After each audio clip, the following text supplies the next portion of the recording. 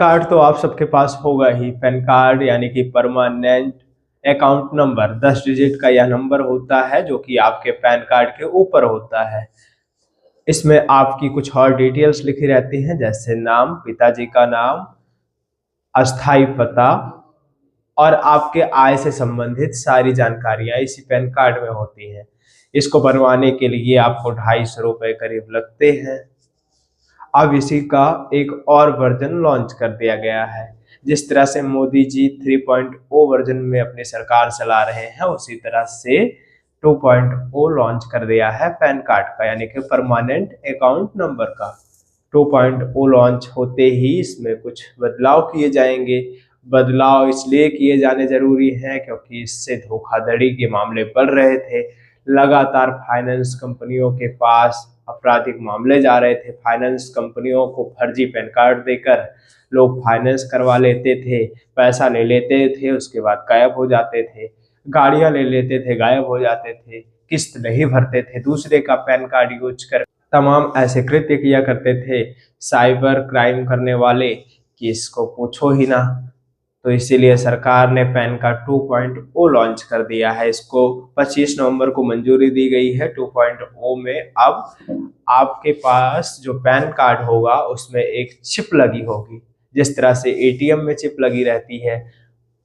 और इसके अलावा एक क्यूआर होगा। क्यूआर यानी कि quick response code. QR code जो होगा उससे आपके बारे में खटाक से पूरी डिटेल निकल जाएगी। आपका स्थानीय पता, आपका नाम, आपका गांव, आपका कांटेक्ट और बहुत कुछ।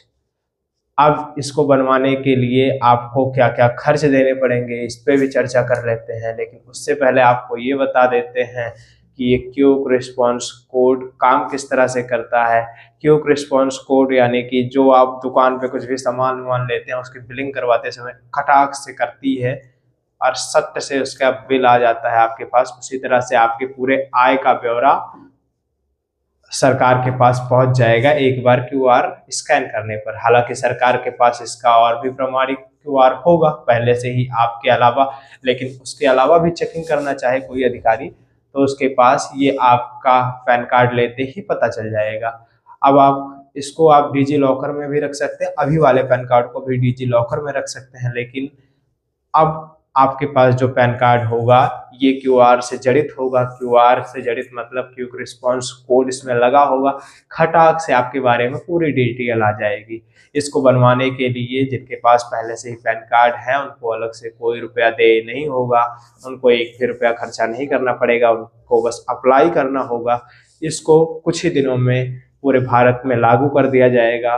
पैन के 2.0 को पूरे देश में लागू करके दूसरा वाला पैन बेकार हो जाएगा।